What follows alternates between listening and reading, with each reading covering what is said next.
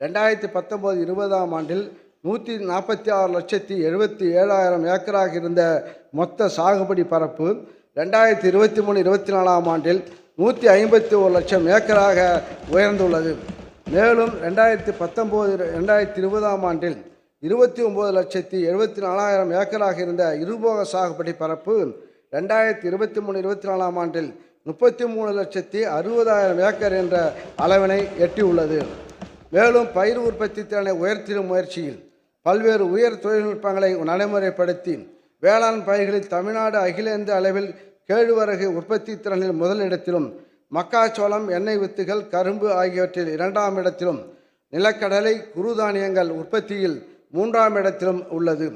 பல்வேறு இயற்கை இடர்பாடுகளால் அதிக அளவில் பயிர் இழப்புகள் ஏற்பட்ட போதும் வேளாண்மை உணவு நலத்துறையால் செயல்படுத்தப்பட்ட சிறப்பான திட்டங்களினால் 2021-22 முதல் 2023-24ஆம் ஆண்டு வரை 346,38,000 மெட்ரிக் டன் உணவு தானிய உற்பத்தி அடையப்பட்டுள்ளது. இச்சாதனைகளால் இனிய பொழில்கள், நெடிய வயல்கள், எண்ணரும் பெருநாடு, கனியும் கிழங்கும் தானியங்களும் கணக்கின்றி தரும் நாடு, இனிமையான சோலைகளாலும் நெடிய வயல்களாலும் சூழப்பட்ட இயற்கை வளம் பொருந்திய நம் நாட்டில் கனியும் கிழங்கும் தானியங்களும் கணக்கின்றி கிடைக்கின்றன எனும் பாரதியின் கூற்றை மெய்ப்பித்துள்ளார் நம்முடைய உழவர்கள்.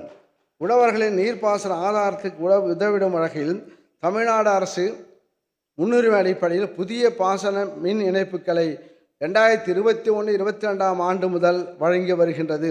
இந்த சிறப்பு முயற்சியின் காரணமாக இதுவரை 1,81,000 பாசன மின் இணைப்புகள் உழவர்களுக்கு வழங்கப்பட்டு வறண்ட நிலங்களும் வளம் பெற்றுள்ளன என்பதனை பெருமையுடன் தெரிவித்துக் கொள்கிறேன்.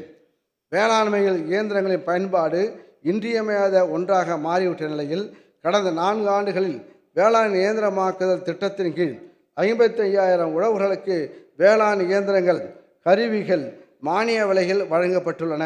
இது தவிர 1,109 வேளாண் இயந்திர வாடகை மையங்கள், 98 கரும்பு அறுவடை இயந்திரங்கள் வழங்கப்பட்டு உழவர்களின் இயந்திர தேவைகள் மொத்தம் ரூபாய் 510 கோடி செலவில் நிறைவேற்றப்பட்டுள்ளன. ஒழுங்குமுறை விற்பனை கூடங்களில் செயல்பாடுகளை வலுப்படுத்தும் வகையிலும் விளைபொருட்களில் அறுவடைக்கு பின் ஏற்படும் இழப்பினை தடுத்து லாபம் ஈட்டிடவும் ரூபாய் 488 கோடி நிதி ஒதுக்கீட்டில் புதிய கட்டடங்கள், சேமிப்பு கிடங்குகள், குளிர்பதன கிடங்குகள், உலர்கலங்கள், தரம் பிரிப்பு கூடங்கள் ஆகியவை கட்டப்பட்டதோடு 172 ஒழுங்குமுறை விற்பனை கூடங்களும் புதுப்பிக்கப்பட்டுள்ளன. எதிர்காலம் இளைஞர்கள் கையில். எனவேதான் இளைஞர்களும் வேளாண்மையில் ஆர்வத்தை ஏற்படுத்தி வேளாண்மைக்கு கை கொடுக்கும் வகையில் 2021-22ஆம் ஆண்டு முதல் வேளாண் பட்டதாரிகளை வேளாண் தொழில் முனைவராக்கும் திட்டத்தில் 435 இளைஞர்களுக்கு வேளாண் சார்ந்த தொழில் தொடங்க தலா 1 லட்சம் ரூபாய் மானியம் வழங்கப்பட்டு அவர்கள் கிராமப்புறங்களில் வேளாண்மை செழிக்க உதவி வருவதோடு பிற இளைஞர்களுக்கும் ஊக்கத்தினை அளித்து வருகின்றனர்.